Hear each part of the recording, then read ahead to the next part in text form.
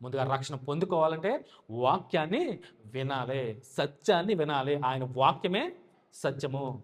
ఆయన వాక్యాన్ని వినాలి, విశ్వాసం ఉంచాలి.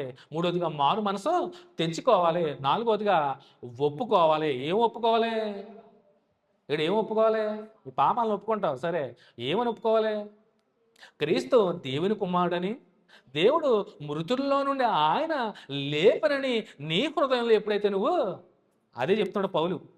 చూడండి రోమపత్రికలో ఏమని, అదేమనగా యేసు ప్రభు అని నీ నోటితో ఒప్పుకొని దేవుడు మృతుల్లో నుండి ఆయనను లేపనని నీ హృదయమందు విశ్వసించిన యెడల నీవు రక్షింపబడతావు. ఆ దొంగ దైవ కుమారుడని విశ్వాసం ఉంచాడు, నమ్మాడు. ఈయనే నిజముగా దేవుని కుమారుడని విశ్వసించాడు హృదయంలో.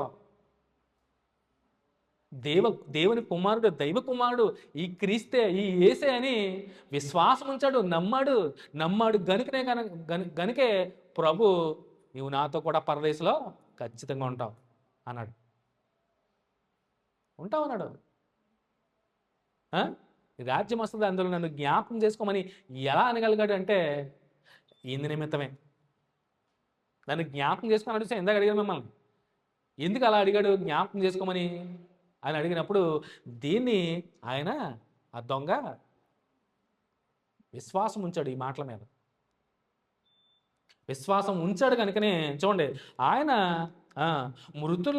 దేవుడు మృతుల్లో నుండి ఆయనను లేపనని నీ హృదయం ముందు విశ్వసించిన అంటే దైవ కుమారుడు ఈయన మరణించినా కానీ తిరిగి లేస్తాడో, ఈయన పునరుత్థానుడు అవుతాడు, ఈయన మెస్సయ్య అని కంప్లీట్గా విశ్వసించాడు గనుకనే ధైర్యంగా నీ రాజ్యం వచ్చినప్పుడు అందులో నన్ను జ్ఞాపకం చేసుకోమన్నాడు. అసలు అది తెలియదు అనుకోండి, ఈ విషయమే తెలియదు అనుకోండి, ఇంకెలా అనగలడు?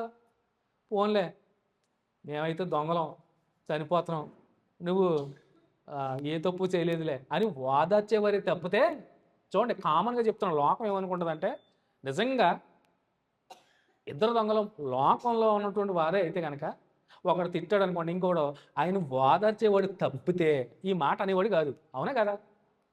అమ్మ అర్థమైందా? కామన్ మ్యాన్గా ఆయన ఇంకొక దొంగ కూడా, అయ్యా మేము తప్పు చేసాం, మీ శిక్షగా అర్హులు, నువ్వు ఏ తప్పు చేయలేదు, అయ్యో అన్యాయంగా నిన్ను ఇలా చంపేస్తున్నారే అని వాదార్చేవారే కానీ ఈ మాట పలికేవారు కాదు. గుర్తుపెట్టుకోండి. ఆ మాట పలికాడంటే ఆయన నిజముగా దేవుని కుమారుడని విశ్వాసం ఉంచాడు.